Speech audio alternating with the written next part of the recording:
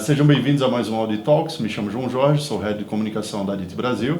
Estou aqui com o Dan Lemb e nosso amigo Yannis para falar sobre vendas de produtos imobiliários. E aí, pessoal, como é que andam esses movimentos aí para o sucesso nas vendas? Vamos lá. A gente estava... Primeiro, obrigado pelo convite. Valeu. Obrigado por dividir com o Yannis aqui esse bate-papo. Acho que vai ser muito legal. A gente estava, antes da gente entrar ao vivo, né? A gente até brincou que a gente poderia já ter gravado o podcast.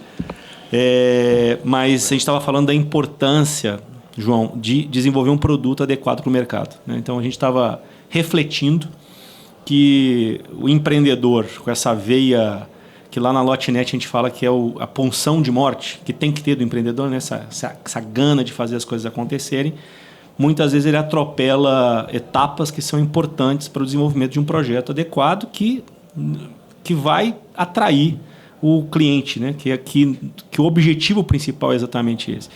E a gente tem que, digamos assim, levantar uma bandeira de que o empreendedor ele tem que ter uma preocupação muito grande em se debruçar no desenvolvimento de um projeto adequado para que efetivamente ele tenha uma facilidade maior ou um desafio menor no processo de venda. Então tem aquela brincadeira do Kotler, que quando você se desenvolve, você trabalha muito bem o marketing. O marketing que ele quis dizer é os P's do marketing, dentre eles o produto, né? Os seus esforços de vendas eles diminuem consideravelmente. Então eu acho que é uma reflexão importante que a gente tem que trazer. É bem uma simbiose, né? Entre o produto, a praça, o preço. Perfeito. Bom, João, obrigado pelo convite. Faço das suas palavras a minha aí. A gente estava até conversando antes aqui. Sempre tive vontade de conhecer o Dani aí, porque o cara realmente desbravou essa parte de podcast aí no setor, principalmente de parcelamento de solo. E faltava, né, esse tipo de conteúdo para a gente. Porque no final do dia, pelo menos na visão aí de vista como desenvolvedor, acho que a experiência é o que agrega bastante para você poder conceber bons produtos, né? E entender principalmente o que aquela determinada praça quer receber, né? A gente estava falando um pouco antes de iniciar aqui como é que a gente consegue dirimir os riscos no desenvolvimento e colocar um produto adequado numa determinada praça. E eu acho que assim... É muito importante a gente fazer o processo reverso do que vem acontecendo de maneira geral, que é escutar efetivamente o mercado, escutar um pouco da parte comercial de vendas, né, os corretores. A gente sabe que não é todo mundo que sabe entender e se comunicar com o corretor. O corretor realmente né, tem uma característica diferente. É um ser à parte, né? É um ser à parte, né? Mas que pode trazer muito conteúdo e muito insight importante para um desenvolvimento adequado, né? Então lá na Vista a gente privilegia esse tipo de situação. Quando a gente começa um desenvolvimento, a gente sempre traz para a mesa a ponta, a equipe de vendas, tenta escutar o mercado, quem já está ali próximo da região, para tentar conceber produtos com maior absorção possível, né? E tentar tirar um pouco do emocional que muitas vezes o proprietário da área tem, né? E às vezes até o desenvolvedor, né? Às vezes a área está tanto tempo dentro de casa que você acaba criando uma relação emocional. Tentar, não é fácil, mas tentar colocar isso de lado para poder conceber bons produtos, né? E não necessariamente bons produtos significa produtos para ganhar prêmio, né? Pelo menos lá na Vista a gente foca muito em desenvolver produtos para ter resultado, né? Então, para venda, né? Para venda, né?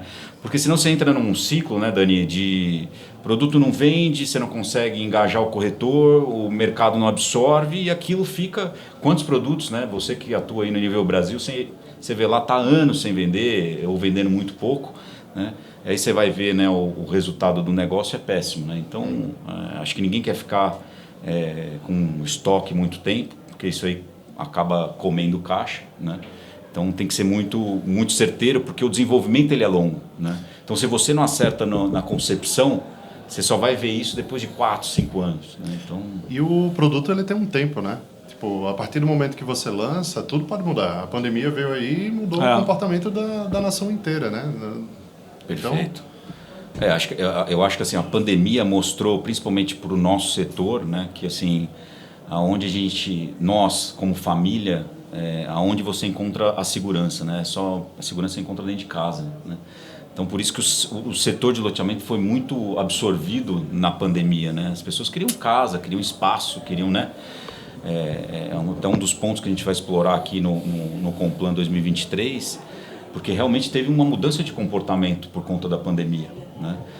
Hoje as pessoas pensam diferente para a aquisição do imóvel, né? A aquisição do imóvel realmente é o espaço que você vai encontrar com a sua família para ter segurança, né? E foi nesse momento que você consegue aproveitar um pouco mais os familiares. Então, os produtos ainda estão, assim, é difícil a gente conseguir ter uma linha de raciocínio pós-pandemia, porque é um negócio que está sendo ainda construído, né? A gente está começando a entender como é que esse comportamento vai lidar daqui para frente, né? Mas com certeza mudou, né, Dani? Cara, você tá falando, eu estou fazendo uma reflexão aqui que eu acho que é importante para quem está nos assistindo de a gente dar inputs, né, assim, e sugestões. Mas olha só que interessante, você está falando dessa questão do cuidado, né, do desenvolvimento de produto. Quando a gente entra num projeto, toda vez que a Lotnet entra num projeto, a gente faz uma análise criteriosa de mercado, que é exatamente isso, assim, o seu cuidado é esse, né? Assim, o que eu preciso fazer para que esse produto seja desejado e, obviamente, a gente tenha uma chance maior de sucesso no processo comercial. E aí, sim, eu posso citar dezenas de casos, mas me veio um na cabeça que a gente pegou um projeto, já tinha sido lançado, a reclamação principal do loteador era de que as forças de vendas não se engajavam, mas já existia uma carteira de clientes existentes, né? Tinha sido vendido 40%, próximo de 50% do loteamento. Eu falei, cara, nós temos dentro de casa uma quantidade considerável de pessoas que tomaram a decisão de compra por algum motivo. Vamos entender qual é o motivo? Então, as pistas estavam lá. Eu falei, cara, vamos desbravar isso, né? E eu senti um certo ceticismo por parte da equipe de marketing comercial. Pô, vem esse cara aqui de Belo Horizonte com essas ideias doidas, né? Eu falei, não, vamos lá, vamos pesquisar. Ninguém vai atender o telefone, capaz que a pessoa vai falar isso, aqui, babá. Enfim, cara, primeiro, trouxemos uma série de insights sensacionais. E o que a gente estava conversando antes, né, Yannis? Assim, importância de estar com a barriga no balcão. Eu fui analisar isso junto com eles e nós tivemos um cliente que se dispôs a falar mais e ele falou assim, cara, eu não sei por que eu tomei essa decisão. Eu pisei no lugar e eu senti que aquele lugar era o lugar certo para mim. Eu falei, velho, tá aí, né? Tá aqui a pegada deste produto. O pôr do sol, eu não sei explicar o motivo, mas esse é o lugar certo para minha família. E disso virou o slogan da campanha. Obviamente, a gente entendeu que as forças de vendas, de fato, tinham um comportamento mais passivo na cidade. E aí a estratégia foi exatamente pegar esses diferenciais do produto, cara, esses conceitos que nós desenvolvemos e empurrar o cliente para o cliente empurrar o corretor. Entendeu? Então, assim, o que eu quero dizer? Cara, barriga no balcão, mesmo, né? Assim, tem que pensar no produto com muito carinho, mesmo que ele já tenha sido lançado. Há a possibilidade de consertar a rota, né? E cada projeto tem uma particularidade que exige um pensamento estratégico diferente. Né? Sem dúvida. E assim, tem um ponto que eu sempre exploro com o time comercial nas reuniões, que assim, a gente vive no Brasil, né? Acho que assim, é um dos países mais horizontais que existe. Então, assim, cara, naturalmente existe uma demanda de um déficit habitacional muito grande, né? Então, assim, você falar que o produto não vende porque ele está errado, cara, é meio que uma muleta. Você conceber um produto errado vai te dar dor de cabeça, mas que ele não vende já é um outro ponto. Então, tudo que a gente recebe lá, a gente enxerga de possível solução, né? E aí você deu esse caso de que vendeu 50%, né? Teve algumas situações que a gente vivenciou que foram até piores, assim, o cara não tinha nem dado uma largada boa, tinha lá praticamente o empreendimento dele inteiro com estoque, não conseguia mais recuar, porque já tinha avançado com obra. E aí a gente costuma fazer o que a gente chama lá de diagnóstico, né? Assim, cara, você tem que diagnosticar tudo. Não adianta você só pensar na parte comercial. A parte comercial é um item, né, de um diagnóstico. Você tem que entender o problema, se tem algum problema de obra, um problema de comunicação, esse insight que você teve, né? É difícil você ter, né? Quantos projetos você não lançou para conseguir identificar que aquele pequeno ponto virou um insight para você criar na comunicação algo diferente? Então, para isso, requer estudo. Você precisa estar com o bico no balcão mesmo, entendendo tudo, né? Então, você diagnosticar de maneira 360, a parte técnica, às vezes é um produto lançado que já tem uma associação de moradores, você conversar com essa associação de moradores, entender o que está acontecendo ali. Às vezes, dentro da sua inadimplência, você consegue ter uma série de insights para usar na campanha. Né? Por que esse cara está inadimplente? Às vezes ele está inadimplente porque ele está insatisfeito com o produto, por que ele está insatisfeito? Então, assim, e a área comercial, né, Dani, às vezes é limitada demais, né? Porque como o corretor ele se autorremunera, né, ele não tem essa profundidade. Né? Então, assim, essas soluções, ela exige profundidade e exige estudo. Né? Então, assim, é difícil eu olhar para um produto e falar assim, cara, isso aqui não vai vender nunca. É difícil, assim, porque eu acho que para tudo tem uma solução. Talvez a solução arda, né, no bolso, né? Às vezes ela vai custar caro, né? Mas solução sempre tem. Né? E às vezes você tem que adaptar, tem que cortar na carne, né? Cara, você estava falando isso, ontem eu tive um papo com a Mariângela Machado, né? Figurinha, demais. Figurinha sensacional. Você sabe que a Mariângela foi minha primeira chefe, né? Sério mesmo, cara? Mariângela, aliás, beijo privilégio, privilégio, né, Mariângela é a reunião fina demais. Adoro ela. A gente fez um podcast com ela ontem, vai pro ar no Jornada do Loteamento. E, cara, ela é uma pessoa magnífica, né? E ela usou uma expressão, cara, que eu amei. Ela falou assim, muitos loteadores são infantis. Infantis, a infantilidade tem a ver com a inocência. Então, tem que deixar de ser inocente, de analisar de forma simplista as coisas. Não está dando certo? Não está dando certo para a equipe de vendas não estar motivada. Espera lá. Isso é uma forma muito simplista, muito infantil de analisar isso. O processo comercial é muito mais complexo do que isso. Porque a gente tem na nossa digamos assim, nossa mentalidade que venda requer o cara ser o artista, o cara que se comunica, aquilo que vem de dom, meio, desculpa a expressão, meio sem vergonha, né? Meio jeitosão. Não é verdade. Não retrata a realidade. E não é solução, não é a única solução possível. Quando uma coisa ela bate, você bate com a cara na porta, ou seja, você lança um produto que a coisa não andou, não é só um elemento que está fazendo com que aquilo não aconteça. Você tem que analisar aquilo de uma forma muito mais profunda para você fazer o diagnóstico, entender quais são as dificuldades e pagar o preço. Exato. Muitas vezes é reprojetar, refazer o produto, não é no sentido de reaprová-lo, mas quais são os acessórios que eu não coloquei no empreendimento que fazem diferença para aquela cidade que eu estou vendendo. Né? Será que eu estou mirando no público correto? Será que a minha tabela de preço não está errada? Será que a taxa de juros que eu estou aplicando é aceitada pelo mercado? Será que a parcela que eu estou trabalhando cabe no bolso do meu público-alvo? Pô, tem tantos elementos aqui, né? Cara, que precisam ser analisados para que eu possa colocar para funcionar. É engraçado que, tipo, por exemplo, hoje se fala muito dentro do grupo de desenvolvedores sobre charrete, né? Sobre ir lá, pensar e rapidamente resolver todos os problemas, né? De um produto. Na venda, muitas vezes acontece do desenvolvedor ir na frente do plano comercial. Sim. E aí, como esse momento se torna dentro do que vocês prestam para eles, né? Tipo, em que fase isso ficaria mais fácil? Eu sou defensor, assim, não sei o que o Dani acha, mas assim, eu sou defensor que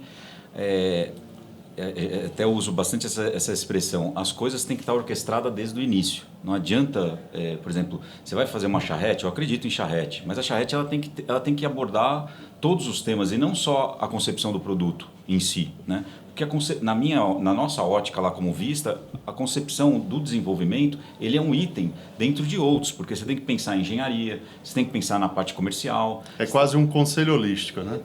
Mas porque assim, como o Dani colocou muito bem a questão da infantilidade, e eu acho que isso só aumenta, porque assim, cada vez mais, e o Complan é um exemplo disso, né? O Complan cresce a cada ano. Por quê? Porque cada vez mais tem entrantes no setor, né? Onde enxergam boas margens, bons resultados, mas com esse ar de infantilidade. E às vezes não é uma infantilidade provocada, às vezes é inocência mesmo, né, Dani?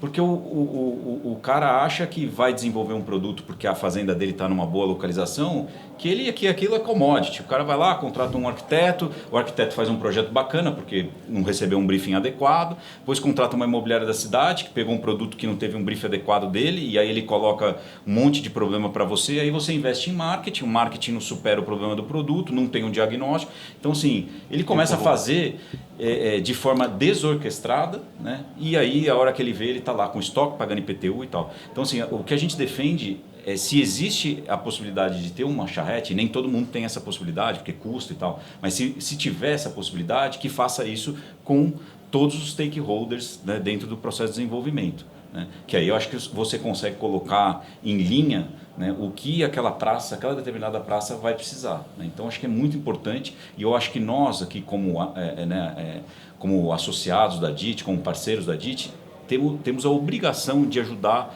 quem está entrando nesse processo. E a gente sabe que tem muita gente entrando. Porque às vezes o cara é proprietário de área, não quer ficar à mercê do desenvolvedor, do loteador. Está tudo certo, está tudo ok. Mas se assessora de pessoas que tenham experiência. Porque o loteamento, o ciclo dele é longo. Comunidades planejadas, então nem se fala. Então, assim, para você ter um bom know-how, você vai, no mínimo, demorar uma décadas, né? Então, assim, para você adquirir esse know-how, vai muito tempo. Não vai ser num primeiro projeto que você vai pegar e já vai fazer tudo certo. Vai dar, né? Tem envolvimento municipal, federal, ambiental, tem essas questões dos corretores que a gente sabe que não é fácil se comunicar com eles, você tem que interpretar bem, às vezes, a raiva do corretor, te traz uma série de informações importantes. Então, assim, a gente lá na Vista enxerga dessa forma, sabe, João? A gente usa expressões diferentes com o mesmo raciocínio do Yannis. Você fala de orquestrar, né? A gente fala de construir muro. Você vai colocando um tijolinho em cima do outro, se a base disso não for bem construída, cara, vai cair. É mesmo raciocínio. Uma coisa que eu ouvi de um outro desenvolvedor aqui em um dos eventos da DIT foi o seguinte, que ele dizia, o meu primeiro produto, ele tem um ponto A. Meu ponto B é a elevação, é a escala daquele mesmo consumidor. Porque se eu criar somente os As, né, eu tenho uma referência muito, muito baixa e vai faltar no mercado. Então é melhor eu evoluir de tempos em tempos a minha própria carteira de cliente para novos produtos. E isso me chamou muita atenção, né? Porque era uma visão amadurecida, de evoluir o mercado já adquirido. Interessante. Tem empresas que elas se dedicam muito com relação à carteira, né? E eu acho isso muito legal, né? Assim, tem algumas aqui em São Paulo, por exemplo, tem muitas empresas que têm um público ali fidedigno, cativo, que só compra deles, porque eles trabalham e fidelizam muito bem esse cliente. Isso é uma forma de atuar e às vezes até ajuda a escalar o produto. Só que você ter como foco escalar empreendimentos imobiliários, na minha ótica, você tem que tomar muito cuidado, né? Porque assim, uma coisa é você escalar produto Minha Casa Minha Vida, que tem o seu padrão, né? Outra coisa é você escalar comunidades planejadas. E eu vejo muito esse tipo de discussão. Por exemplo, às vezes você vai fazer uma apresentação, um curso, tem gente lá que, eu vi uma comunidade planejada lá em Pelotas e eu estou aqui em Caruaru e estou com o mesmo projeto, como é que eu faço? Cara, amigo, você já começou errado. Né? O que fala lá não fala aqui, entendeu? Você sabe quais foram as dores dele lá para trazer para cá, né? Então, assim, acho que falta essa questão da infantilidade, ela é muito nessa linha, né, Dani? É que assim, eu acho que, cara, faz parte da nossa natureza, assim, você olha uma coisa que deu certo, você quer replicar a coisa que deu certo, né? E muito do espírito do empreendedor de realização, de querer fazer as coisas acontecerem. Mas tem que ter esse ímpeto de realização, mas tem que tomar muito cuidado, né, cara? Assim, eu costumo dizer que cara, um empreendimento bem executado enriquece uma família, mas mal executado ele quebra a família. Então tem que ter muito cuidado nisso. Agora, eu acho que é legal, assim, eu tenho observado na nossa comunidade, né, na DIT, que, cara, assim, a quantidade de pessoas que vêm para cá e que eu encontrei há 3, 4 anos atrás e assim, as pessoas me mostrando com muito orgulho o que eles conseguiram realizar. Sabe, assim, eu fiquei feliz, assim. Recentemente, aqui, agora, encontrei dois que eu já tenho trocado informações com eles já há algum tempo, mostrando o que eles já fizeram dos empreendimentos. Falei, cara, que legal. O que é isso aqui na sua rua? Cara, eu criei o conceito de walkability, porque na minha cidade tem isso, tem aquilo. Legal. Pô, cria um centrinho comercial na frente, porque daí eu ativo o lugar antes de... Falei, cara, olha que legal a consequência desses anos, né? Plantando essa ideia do bom urbanismo. Que no final do dia a DIT conseguiu criar um hub de conteúdo, né? Que é muito interessante, e a troca que você faz nesses eventos é fenomenal, né? Porque assim, você absorver boas práticas é excelente, né? Você fez um tipo de produto, deu certo, por que deu certo? Você tenta aplicar na sua praça, né? Então essa troca é muito rica, né? Muito legal. E às vezes concorrentes, né? Assim, aqui tem de tudo, né? Tem parceiros, tem concorrentes, tem fornecedores, né? Então acho que isso é engrandecedor, profissionaliza o setor, porque o setor de parcelamento solo ainda é muito artesanal, né?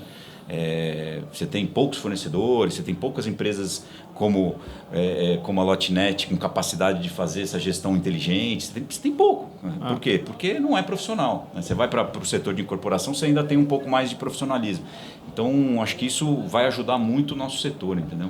Ótimo. Vamos falar de venda? Vamos sim. Pô, tô doido pra falar de venda, pô. Vai lá, solta. Chama dois caras de comercial, mas não fala de venda, né? Mas é isso aí. Então, vai lá, Dani. O que você faz quando a coisa encalhou, Yannis? Cara, acho que a gente já até falou aqui. A primeira coisa que eu vou fazer é um encalhou assim.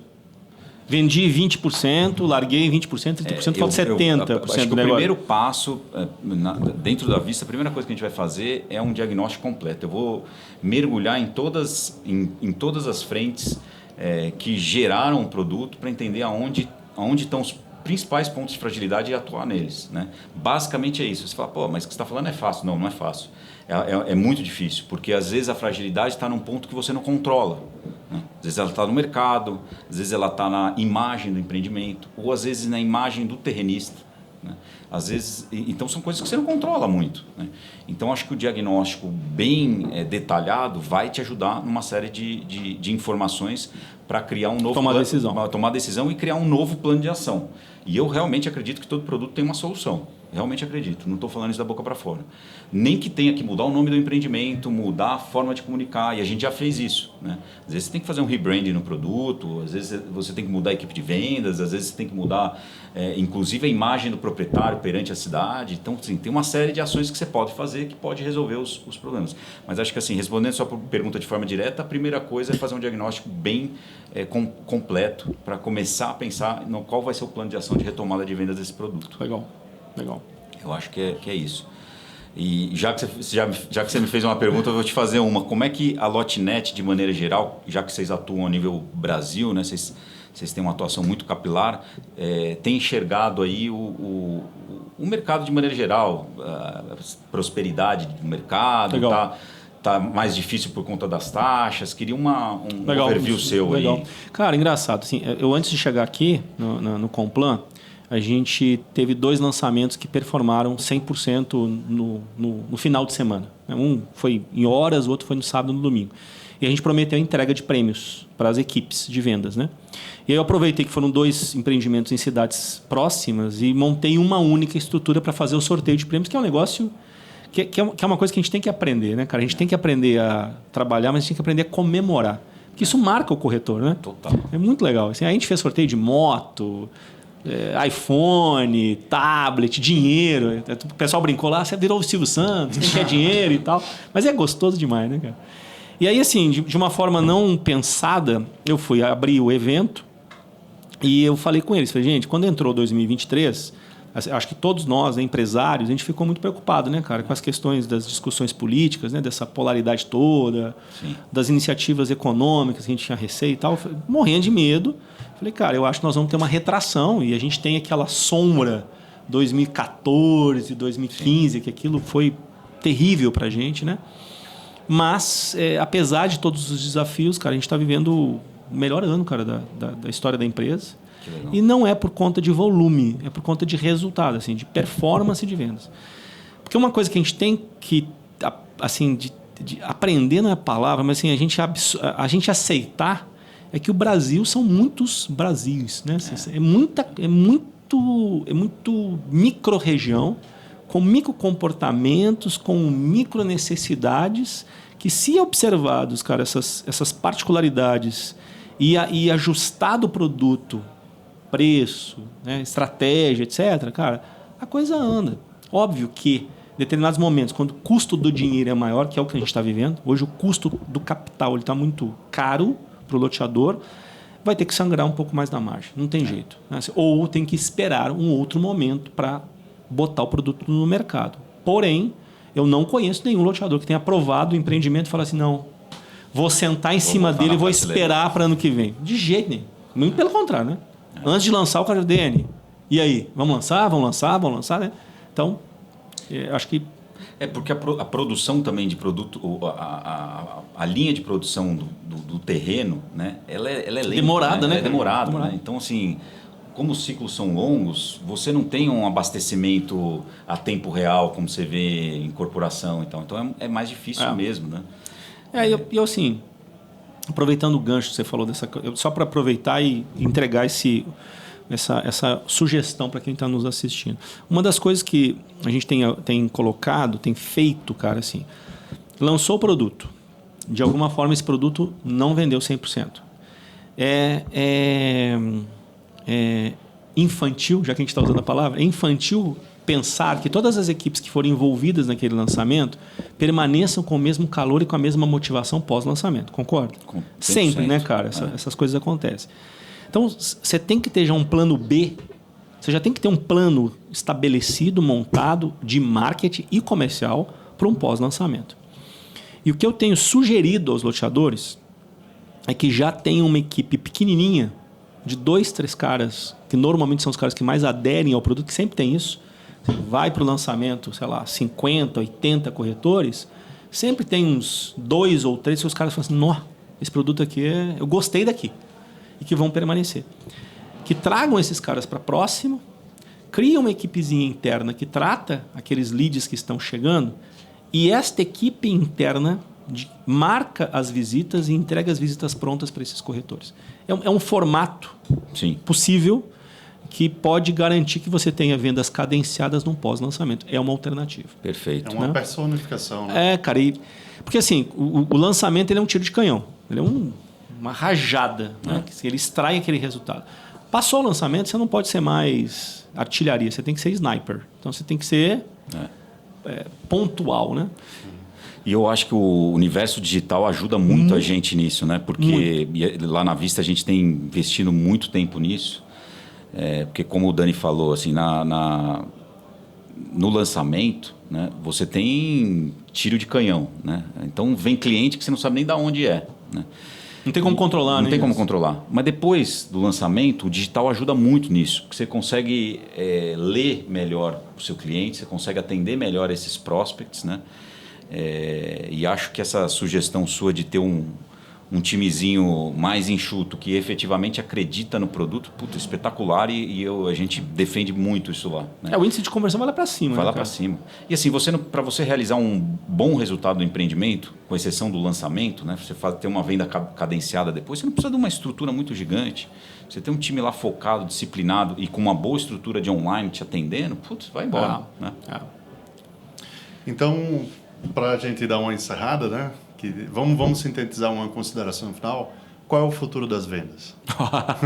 Porra, essa pergunta é difícil, pergunta de $1 milhão. Hein, Dani? Difícil, hein? Difícil. Eu acho que, não sei qual que é a sua opinião, Dani, eu acho que está muito suportada pelo universo digital, né? Eu acho que o papel do corretor, ele sempre vai existir.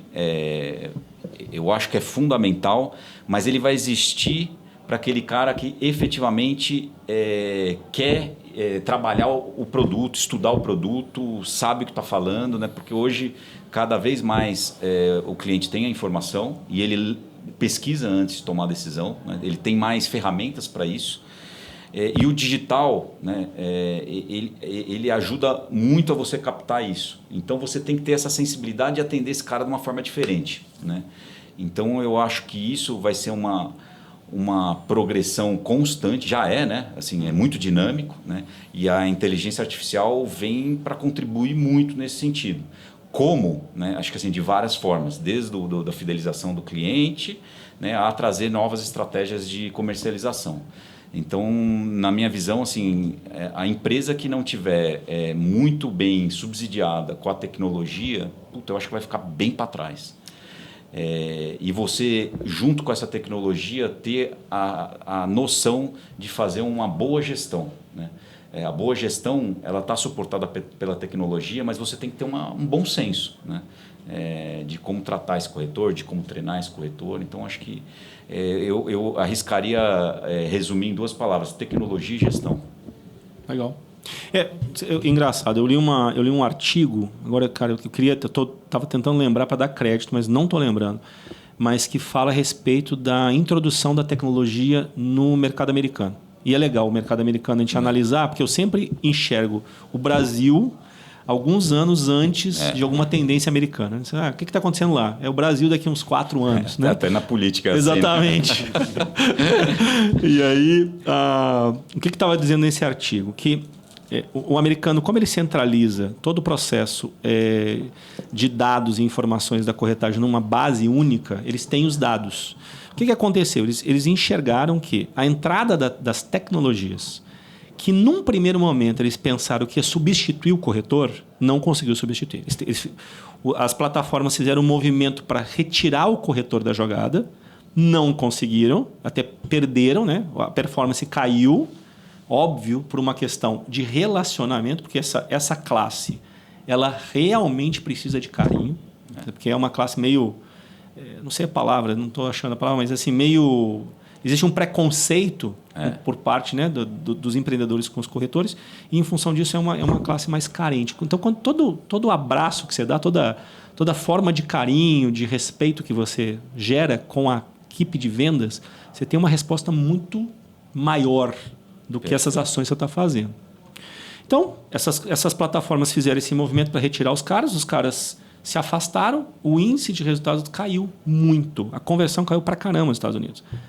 Teve plataformas que faliram, outras se readaptaram e se readaptaram para substituir trabalhos burocráticos que os corretores tinham, que é a atração de clientes através das redes sociais com mensurações claras e a questão burocrática de emissão de contratos e assinatura de contratos. Então, essas plataformas suportaram esses processos do início e do final. Só que o processo de atendimento ela deixou para o corretor. Você compraria um carro, eu estou vivendo isso agora, eu quero comprar um carro elétrico, eu vou entrar na história do carro elétrico. Eu escolho o carro pela internet, eu analiso, eu vejo tutoriais, eu faço essas análises, mas eu não vou fazer o test drive? De jeito nenhum. Eu vou lá, marquei. Escutar o vendedor. Vou escutar o vendedor, que ele vai me falar. Então, daí eu tomo uma decisão. Então, não dá para retirar o corretor da jogada, mas tem que capacitá-lo. E o que esses dados mostraram é que quando houve esse movimento nos Estados Unidos, aumentou a produtividade do corretor americano. Por quê? Porque ele pôde se focar naquilo que ele é bom, que é atender. Perfeito. Então, se a gente conseguir fazer esse movimento aqui no Brasil, e a gente está fazendo, cara, nós estamos melhorando nossas práticas. Muito. Só que a gente tem uma coisa melhor que o americano. A gente sabe abraçar as pessoas. Mesmo. Então, quando tem essa coisa, vem para o meu lado, conhece a minha empresa, deixa eu te servir um café, deixa eu fazer um treinamento para você. Cultura latina, né? Nossa cultura. Mas você sabe que você falou um negócio interessante, que lá a nossa célula de embalde, que faz todo esse trabalho de SDR, né, de gestão de leads, a gente chama ela de babá de corretor. Porque o que ela faz? Ela faz tudo o que tem que fazer para o corretor fazer o trabalho que ele mais sabe fazer, que é vender. Não adianta você querer que o corretor alimente seu sistema, que ele faça lead, que ele ele não está lá para isso, entendeu? Mas de tempos em tempos ele dá uma olhada no CRM evoluindo... Bastante. Ajuda muito. Ajuda muito. Mas você tem que forçar ele, viu, cara? Porque meu CRM faz o seguinte, não sei o seu lá, mas assim, o meu CRM, eu só entrego o lead para ele se ele alimentou o feedback do lead anterior. Meio assim, eu te dou o lead. Meritocracia, né? Mas você tem que me dar o feedback lá. Tem que ser, né, cara? Bem isso, tem que ser. A gente sofre um pouquinho, né, Denis? Faz parte do jogo. Faz parte. Pessoal, só temos a agradecer, né? Foi um papo muito rico. Dá para muitos João. outros com planos aí a gente Com ir certeza. evoluindo e vendo onde essa história termina, né? Legal. Legal. Obrigado pelo Obrigado, convite. viu, gente? Valeu. Valeu. Abraço. Tchau, tchau.